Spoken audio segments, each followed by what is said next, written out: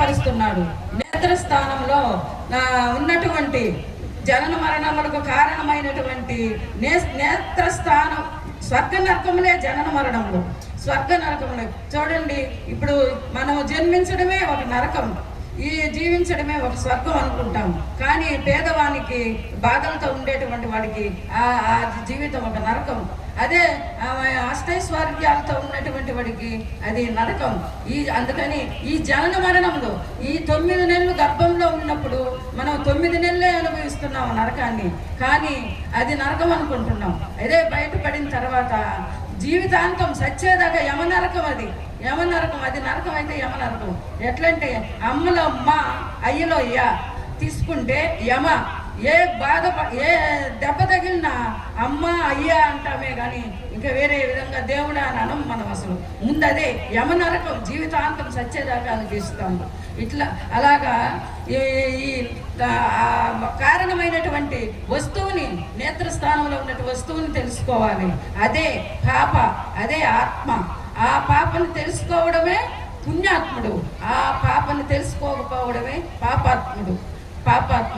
తన్ను తాను గన్న మోక్షం అన్నమాట సున్నలాయను. అదే తన్ను తాను గన్న మోక్షం అన్నమాట సున్నలాయను. మోక్షం అంటే విడుదల, అంటే బంధింపబడి ఉన్నది. ఒక ఖైదీకి శిక్ష వేశారు, ఒక 5 సంవత్సరాలు ఉదాహరణకి వేశారు. ఆ బంధం నుండి, అంటే ఆ జైలు శిక్షాకాలం పూర్తయిన తర్వాత ఆ జైలు నుంచి విడుదలయ్యాడు. అదే విడుదల. పూర్తయిన తర్వాత విడుదల చేస్తే విడుదలైనాడు. అలాగే మనము జనన మరణములకు బందీ అయిపోయినాం.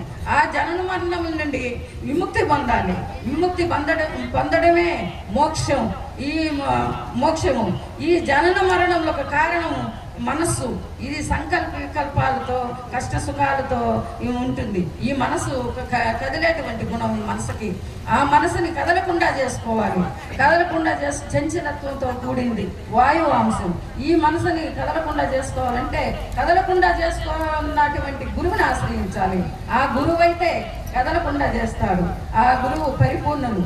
అచల స్థితిని పొందినటువంటి వారు, బట్టబయలు స్థితిని పొందినటువంటి వారు, కిరణములు లేని సూర్యుని వంటి వారు, అలలు లేని కెరటాలు లేని సముద్రం వంటి వారు, స్వప్నం లేని కలలు లేని నిద్రను పొందుతున్నటువంటి వారు అచల గురువు, ఆత్మస్థితిని పొందినటువంటి వారు. ఆ స్థితిని ప్రతి ఒక్క చీమ మొదలు ఏనుగు వరకు ప్రతి జీవి అనుభవిస్తూ ఉన్నారు.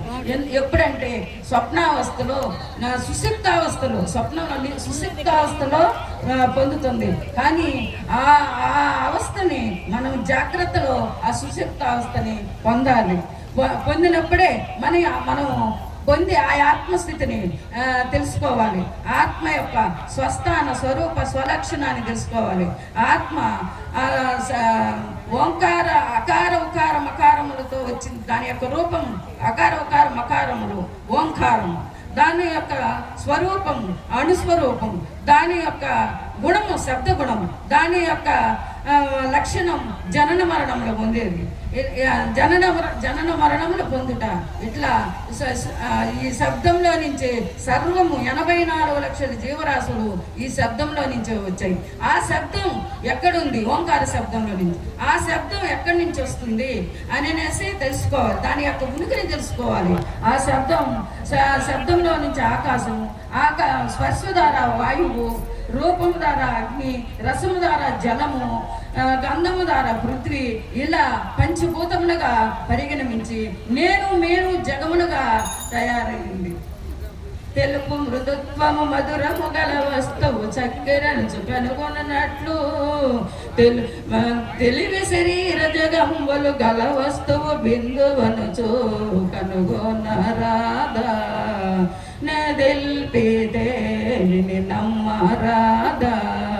తెలివి చేయబయలుండ తెలిసి తెలివి చేతనే పట్టి తీసి వేయరా పోని విని నమ్మరాదా. నెదిల్పితే కని నమ్మరాదా. జై